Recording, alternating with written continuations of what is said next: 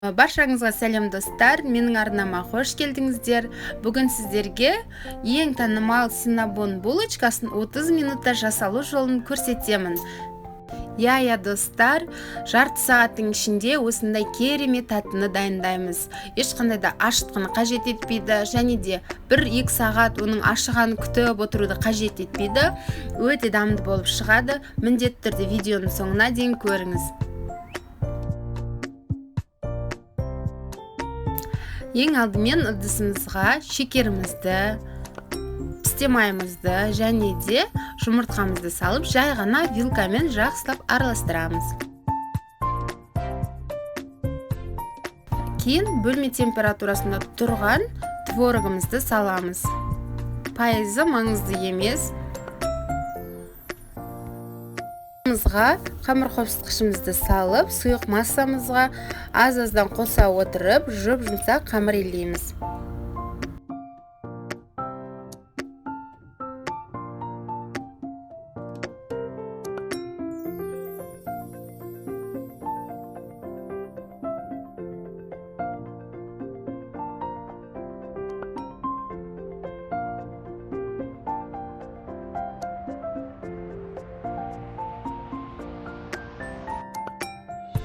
Қамырымызды бір шетке алып қоямыз. Салмасын дайындаймыз. Салмасына жұмсақ бөлме температурасындағы сары майымызға шекерімізді және де корицамызды салып, жақсылап араластырамыз. Міне осындай масса болу қажет. Енді қамырымызды алып, жайып шығамыз.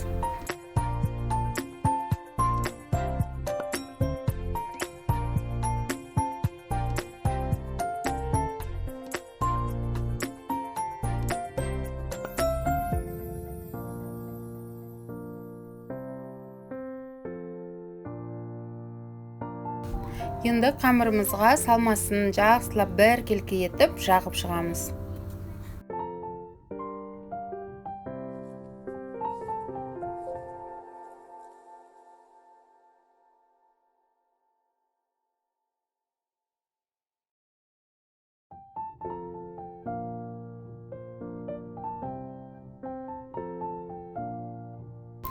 Дәл видеодағыдай орап, кесіп шығамыз. Менде 15 дана шықты.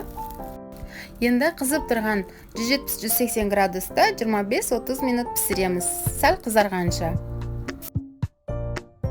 Міне достар, еш ашытқысыз да керемет көтеріліп шығады.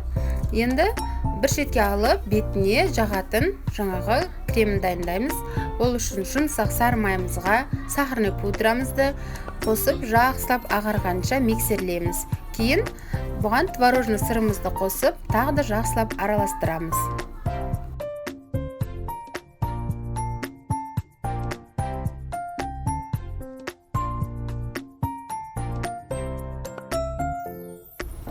Кремін осындай бірінші бөліп, кейін жайып шықсаңыздар, сонда барлығына бір келкі жағылады.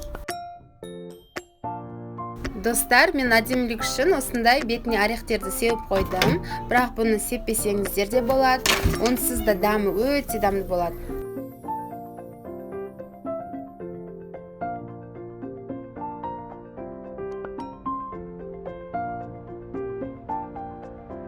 Міне достар, 30 минуттың ішінде біздің синнабон булочкаларымыз дайын. Өздеріңіз көріп тұрғандай, өте жұп-жұмсақ болып шығады, дәмі өте керемет. Достар, міндетті түрде жасап көріңіздер, бір жесеңіздер тоқтай алмай қаласыздар мен сияқты. Ал егер видеом ұнаса, каналға тіркеліп қойыңыздар. Алда көптеген жеңіл, осындай ерекше тәттілермен бөлісетін боламын.